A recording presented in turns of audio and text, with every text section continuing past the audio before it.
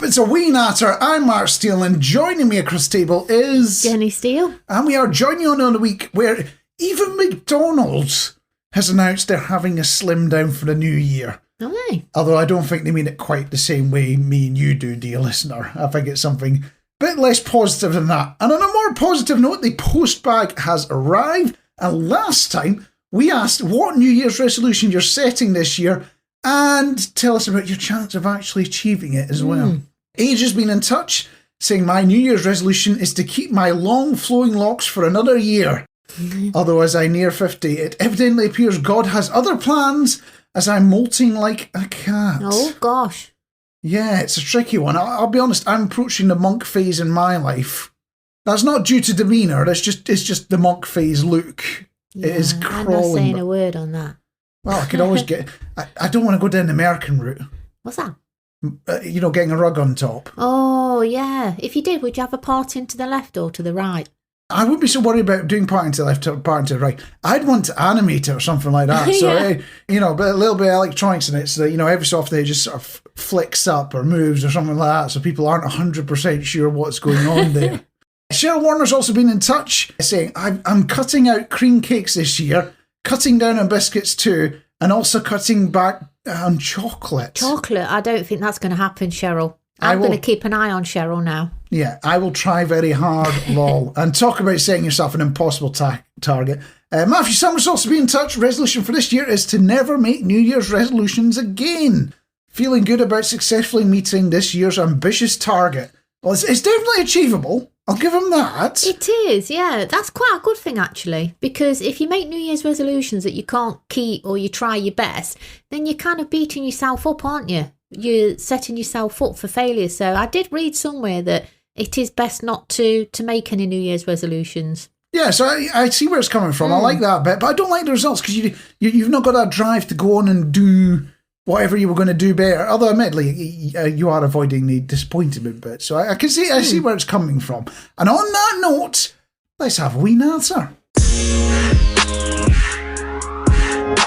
I know this isn't exactly the question you want to be asked out in public, but I'm going to ask it anyway.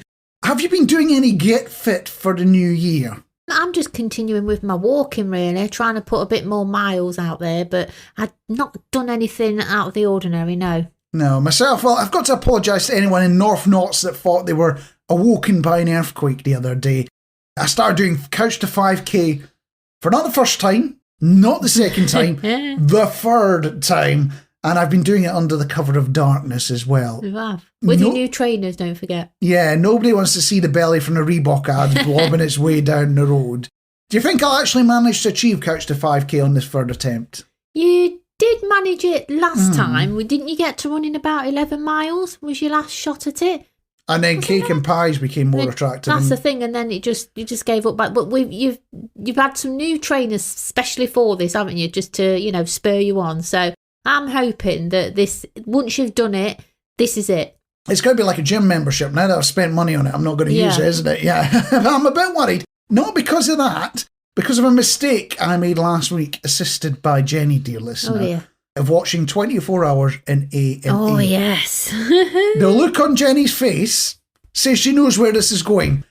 And if you've not seen it, spoiler alert, I'm going to tell you what happened in the first episode. It opened with a sports injury, didn't it? Let's just say I won't be eating chicken drumsticks anytime soon.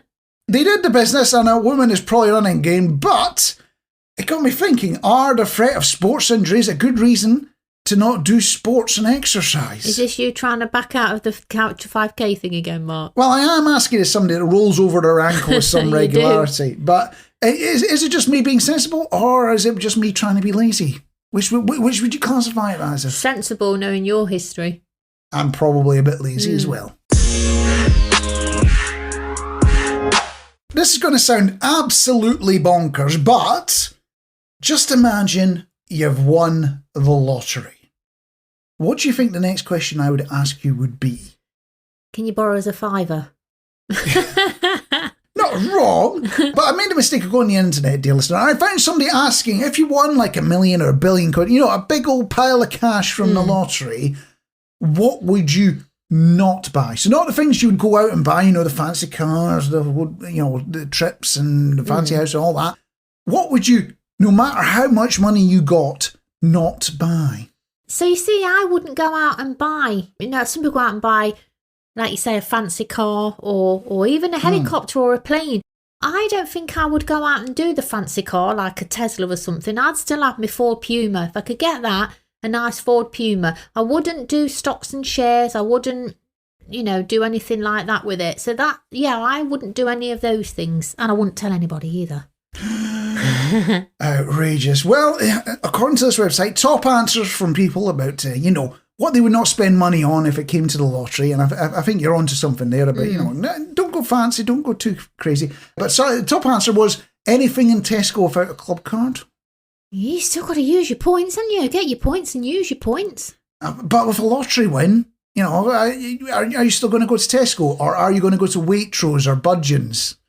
And our one Northern listener just got excited at the shout out there for the Northern Waitrose equivalent. One other person suggested Funko Pops. You know what those are? I thought it says Fungal Pops. Fungal Pops. I think they're more interesting. How would you describe a Funko Pop? I think you've seen them in the shops before, haven't you? Funko Pop. Is it like a Pop-Tart that's got funky fillings inside? So they call it Funko. Funky? No. They're those, the little plastic cartoon characters you get in record shops like HMV and things like that. Yeah. Them. Yeah, usually to tie to some sort of movie or whatever. Maybe I was famous enough, I'd get one of myself. Would you? But that's just wonderfully narcissistic. Yeah. They don't interest me, generally. But I am going to open this up to you, dear listener. If you won like £1 billion on the lottery, what would you still not buy? It's not the things you'd actually go out and buy if you had your big lottery. What are the things you go, no, I'm not going to, I have all the money in the world, I'm still not going to buy that. A couple ways to get in touch, at Solid Radio UK or at Solid Sooty on the socials. Or if you're listening on Spotify, there's a little message that popped up asking this very question.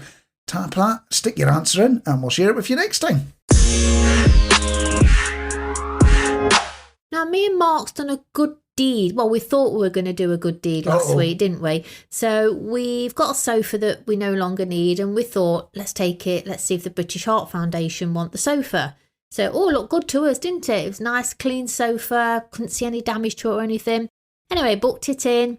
The guys came and lifted it, and apparently one of the legs at the back that we didn't see had snapped off, which had slightly damaged the frame. So obviously they couldn't take it. I guess understandable. So we arranged for the council to come and take it away, didn't we? Along with some a bed frame and some old garden chairs that we didn't need, that was all taking up space in the garage.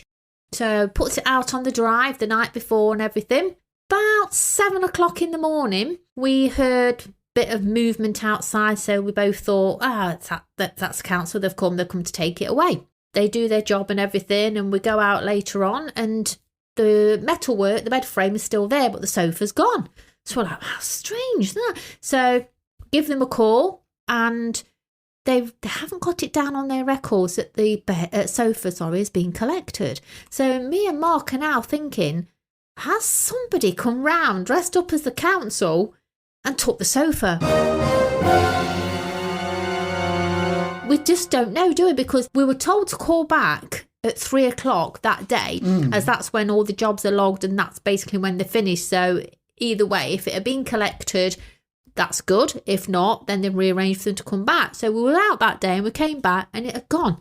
But we still don't know who took that sofa, do we? It's a bit of a conundrum, isn't it? I know one way to find out. And it's to check Facebook Marketplace and eBay. Yes. And if you see something that looks especially like your sofa, complete with broken leg, I think you can figure out what happened. You know how you're always hearing that you just switch off the internet and go spend time in the real world? Well, I've got news from America. And to set the scene, I need to play this clip for you so you're in the mood for American news. Yep, dueling banjos and eagles, fully representative of the United States. Even Boston has eagles and banjos. Well, though weirdly, there might be more eagles in Lincolnshire than there is in Massachusetts. But anyway, I want to share some, I think, sad news that comes from America. Apparently, 1 in 10 Americans, they've done a little survey, have no close friends. Oh, that's sad. That's up from 3% in 1991 to 12%. Wow. So that's 1 in 8 in 2021. Now, I don't have any UK figures. I don't have any UK fingers either. I don't have any UK figures. But I do wonder what they look like. Or maybe, I'd rather not know. I'll just spend time with my invisible friend Baza instead. Yeah. But looking at this problem, do you have any suggestions from a solution for, all these people that have no close friends? Maybe they should all be each other's friends, and then they'd all have close friends. Oh, right. So, some almost like blind date type service that you sign up and say, I have no friends, and they start matching up randos. Yeah. See what your interests are, and if you match somebody that has the same interests as you, then that's it. You can kind of go out. I don't mean on a date or anything. You can go out and do stuff that you're both interested in. Could be clubbing, could be museums, sightseeing, whatever. Going to tea rooms together. Just thinking about that, and my mind has wandered off to blind date now, and I'm wondering if we've got a new TV format we could go sell to Channel 4. It sounds like a cunning idea here. It might be a little bit of money on the side. But you remember many years ago how we were asked to hug a hoodie?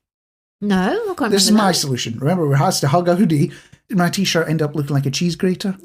Didn't end well at all. But I think we need to launch Hug a Yankee. Hug a Yankee? Mainly because Hug an American is just a bit too awkward to see. Yeah. The news in the UK is quite bleak at the minute, and we keep hearing stories that we may have intermittent power cuts, don't we? Oh, no. So, this is mainly, they say, aimed at the millennials. Let's say we had a power cut. Mm-hmm. Obviously, you can't use your phones, your PCs, your tablets. What are you going to be doing with the time that you've got during the power cuts? And somebody came up with a really good idea that I thought, that is really a good idea. And it was jigsaws by candlelight. Now, I haven't got any jigsaws in, but I don't even know if I've got space to do a jigsaw. But I thought, it doesn't have to be a jigsaw, does it? Maybe you could start getting the old... I mean, I'm not even a games player, really, but like things like Connect 4 or Cluedo, chess... You could have stuff like that around, but I just thought that's a really good idea to have just to keep you entertained. I don't know what the millennials will think about this. Well, looking at this thing that you're talking about, so I've got a couple of opinions that come off the back of it, and you're suggesting, doing these things by candlelight. One of them is kind of, that's a bit romantic, a bit oldie worldy. I can see that element.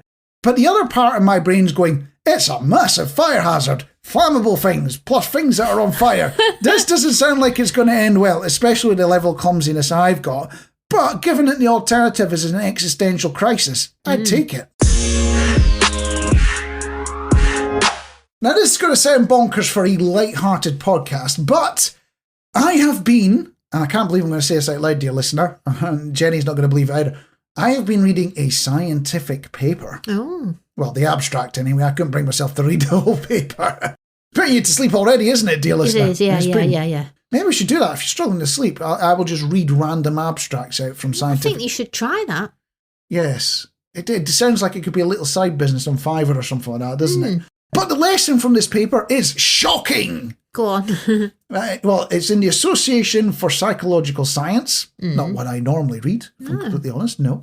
You know when you make a mistake at work or at home, you remember and you don't do it again, don't you? Yeah. Well, you try not to. No, well, apparently not. According to this paper, we block out the memory and screw up again. Really? And if my boss is listening, see, it's a medical condition. We just have to deal with it, or I'll be getting the disability police on you. But something doesn't quite add up to me hearing, this conclusion from the paper. Because you know that thing when you're up at 4 o'clock in the morning and can't sleep? Yes. Not because you're getting older and visiting the toilet more, but because you can't stop thinking about that thing you screwed up 30 years ago.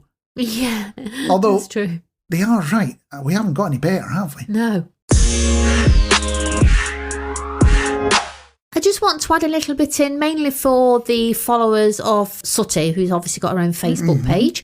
I popped a little picture on there the other night. Now, going back to the sofa that we left on the drive overnight, I peeked out the window and we've got a little black and white cat that tends to frequent the garden quite often. And it was on the sofa all night. It slept on the sofa on the drive all night. And it worried me because he normally has a little blue collar on and the collar had gone. And I thought, and I started to worry about, is he lost or whatever. So I popped a little post on our local Facebook page just to see if anybody knew who the cat belonged to.